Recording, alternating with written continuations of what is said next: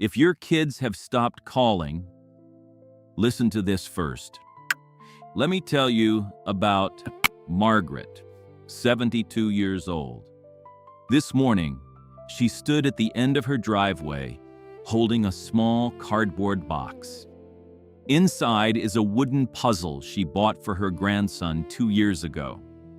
The faded birthday paper is still taped shut, but right across the front is a heavy red stamp. Return to sender. Addressee not known. She just stood there. She didn't cry, not anymore. She just traced her thumb over the dried, curling edge of the tape. It's a tough pill to swallow, realizing you've been officially erased from a life you created. Society tells us that a mother's love fixes everything, but society doesn't tell you what to do when that love is packed up, stamped, and sent back. She walked back inside. The house. The house is just too quiet now. You know that kind of quiet. The kind that rings in your ears. Margaret sat at the kitchen table and stared at that red ink. 2 years. 2 years of leaving voicemails that go nowhere, texting on holidays, pretending to her friends that David is just busy, just tied up with work. It's exhausting, the pretending. And then you start the autopsy, the mental autopsy of the entire relationship. Where did the break happen? Was it that argument at Thanksgiving? Was it something she said to his wife? She must have replayed that dinner, God, 1,000 times. Every word, every look, you dissect your own history until there's nothing left but guilt. You know exactly what I'm talking about, don't you? You're sitting there in the home you worked your whole life to keep warm for them, and you feel like a ghost. You become obsessed with the silence. You leave your phone on the coffee table with the ringer turned all the way up, just in case. Just in case today is the day they finally decide you've been punished enough. But the phone doesn't ring. It just sits there. And you give them everything. You mean, you poured your absolute soul into raising them. You drove the carpools. You paid for the braces. You lay awake terrified when they were teenagers out too late.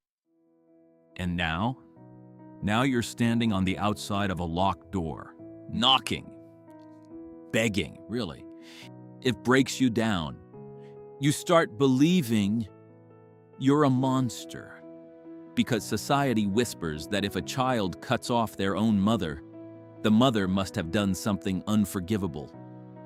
So you carry this invisible shame around the grocery store. You dodge questions from the neighbors. You say, oh, they're doing great, just so busy. Yeah, busy, right. You are running on fumes, emotional fumes. Every time you try to reach out, every time you send a card or a puzzle wrapped in sailboats, it gets thrown right back in your face. It's like you're bleeding out, and the person holding the bandage just walked away. I know how tired you are. I know how much it hurts to have all this love and absolutely nowhere to put it. You wake up at 3 a.m., staring at the ceiling, wondering how you went from being the center of their universe to someone they can't even stand to send a text to. It's just wrong. The whole thing feels entirely backwards. Yeah. You keep thinking, if you just explain yourself better, if you just find the perfect combination of words, the lock will click. The door will open. but you're just talking to a wall, a brick wall. And the harder you push against it, the more exhausted you become. You're sacrificing the last good years of your life, these golden years we were promised, sitting in the waiting room of someone else's forgiveness. Forgiveness for what? Half the time, you don't even know. It wears you down to the bone. You keep making excuses for them. They're just protecting their peace, people say nowadays. But what about your peace? When did the parent become the enemy? You spend your days walking on eggshells in your own mind, terrified of making another mistake, terrified of pushing them further away. It's a prison. You're living in a prison with the door wide open, but you refuse to leave because you're waiting for a visitor who is never, ever coming. But here is the hard truth we have to face.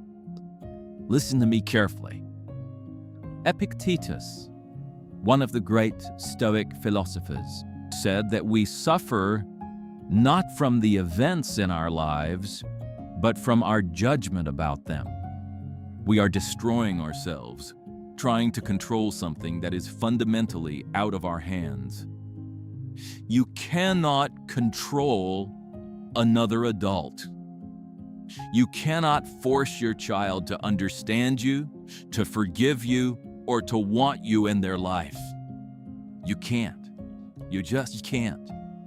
The door is locked from the inside.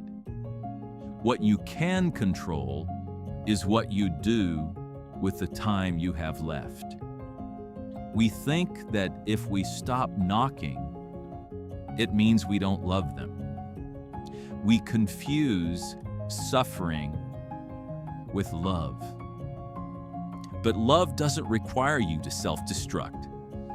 Amor fati, love your fate. It means accepting this painful reality without letting it consume your identity. Your role as an active parent is over. It is water under the bridge. And while the ending didn't go the way you planned, it doesn't erase the decades of good you did. You have to take your life back. Stop waiting by the phone. Stop wrapping boxes that will only be sent back. You take that love, all that heavy, displaced love, and you turn it inward. You protect your own peace. Choosing to walk away from a closed door is not abandoning your child. It is rescuing yourself. It is saying, I love you, my door is always open to you, but I will not spend my final years sleeping on your welcome mat. You are allowed to be happy without them. Read that again in your mind. You are allowed to find joy, to travel, to drink your coffee in the morning sun without the crushing weight of their absence ruining the taste. You have to let go of the fantasy of the perfect family. It's time to cut your losses, not cutting them out, but cutting the suffering out. You forgive yourself for whatever mistakes you made because you did the best you could with the tools you had at the time. You are a good person. You deserve a peaceful evening. You deserve to rest. Your happiness is no longer tied to their validation. That is the ultimate freedom.